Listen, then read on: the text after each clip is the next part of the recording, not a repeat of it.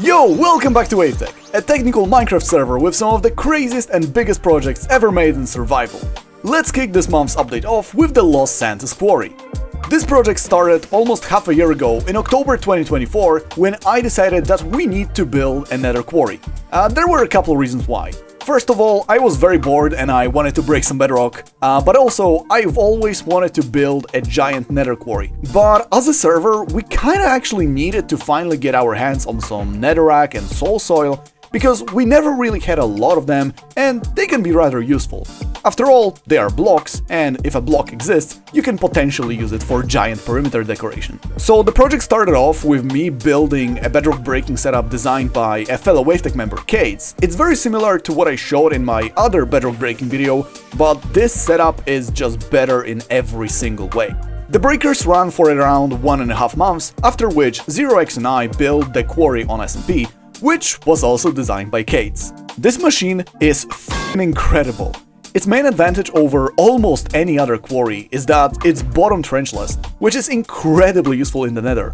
Making a bottom trench in the nether would be insanely annoying, and not having to make one on its own saved weeks of our time. Not to mention that if we had to make a bottom tunnel, we would have to remove all of the ancient debris from the lower levels manually, which would kinda defeat the point of a quarry. I mean, just look at the bottom mechanism that handles the blocks near the bedrock. This is just insane piece of slimestone engineering. Like, the way it works is just incredible to look at. Originally, this quarry was designed for the overworld, but if you have water in the nether like we do, thanks to Cubic Meter's Hellstorm cannon, it can also be built in the nether with no modifications at all. So the reason why I'm talking about this project in such detail now is because a couple days ago it finally finished mining after almost exactly 3 months of runtime. The quarry itself is 516 blocks wide and it ran for 6,969 blocks. Nice. In total, the quarry mined around 250 million blocks, lava not included, and collected over 188 million netherrack out of the 192 million that we were expecting. So how did we lose 4 million netherrack? Well, the TNT system is not 100% reliable. About 2% of the items get destroyed, and well, 2% of 192 million is almost 4 million, so everything lines up. But a lot of you are probably more interested in the ancient debris that the quarry mined instead of netherrack, and well, the quarry collected exactly 21,000 ancient debris. Yes, exactly. I didn't round anything up or down.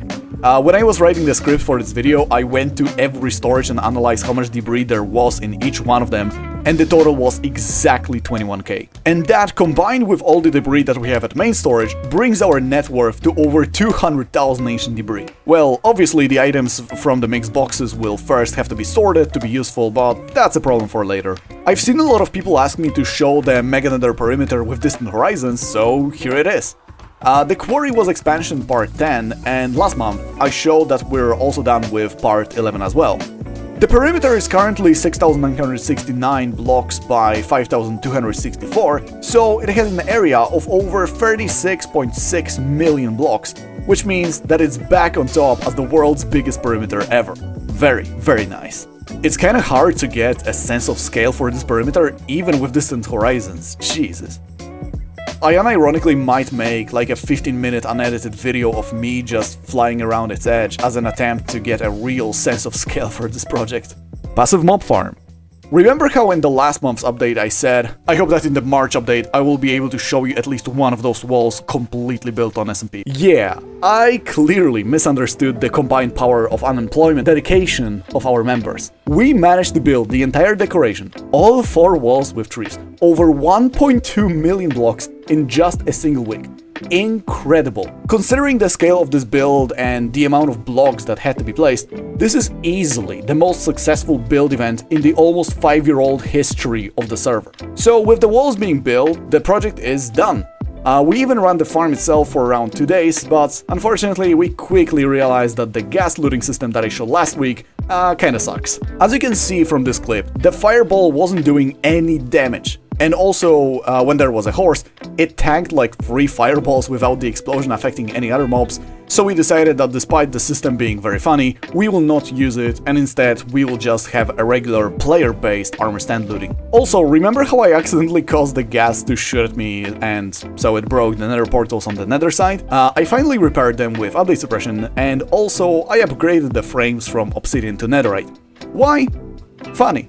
Eric also built this really nice player portal decoration, and if we go through the portal to the nether, we get a smooth transition to the next segment. So this month we only got 4 new piston bolt stations, but they all look incredible. This right here is the bolt station for the passive mob farm, also designed by Eric. It is rather small, and design-wise it really fits the walls on the overworld side. Now let's go to the old copper farm station, which was designed by Earthquake. I really like how the copper is slightly oxidized and everything is kind of overgrown with vegetation. In my opinion, it really sells the fact that this is like an old, kind of forgotten farm. Because yeah, since we updated to 1.18, I don't think we've run this farm even once. Then we have the crafting perimeter station designed by Dino and Earthquake, and I love the steampunk theme. Actually, look at the floor. This is a crafting table pixel art.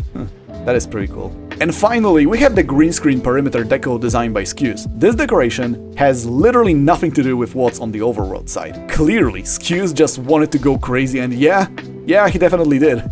Just look at how many block types he used for texturing. Man, despite this decoration only being like 20 by 20 blocks, you can actually explore it. Damn.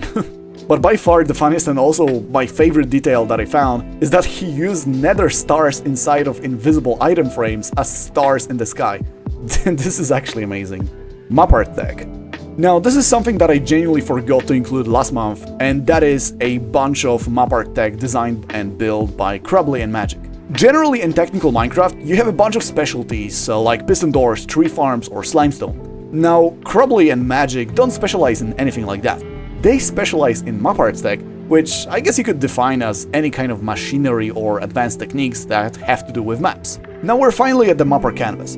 This area here has 4 features that help you make maparts faster. First of all, they have flying machines with snow golems that you can use to fill the entire canvas with snow, which can be really useful if the mapart you're making has white background. You don't have to waste a ton of time placing carpets or anything like that. Then here on top we have aqueducts that can selectively remove parts of your map, which is really helpful if you're making a series of visually similar maps, like for example playing cards or the alphabet. We can also use the thin film removal flying machines, which can very quickly clear the entire map art, as long as you use blocks that can be destroyed by pistons or need supporting blocks like carpets. And down here we have a dedicated area for building map arts with regular solid blocks, along with a set of TNT dupers that can remove the map art after you're done. I should probably mention that obviously before you trigger those machines you would first lock your map art in a cartography table to not lose it. But now let's fly to, in my opinion, the more impressive mapart project, which is a Hitomezashi Stitch pattern generator. This is basically a giant redstone contraption that can generate those kinds of patterns on a map using dispensers with water or lava and some conceptually simple logic. To better understand how it works, let me set it up. So when I click those node blocks, you can see that the divider walls in this line get toggled, so I can effectively set the whole area up for my pattern just by switching specific lines of walls in both X and Z axis. Let me finish doing it real quick.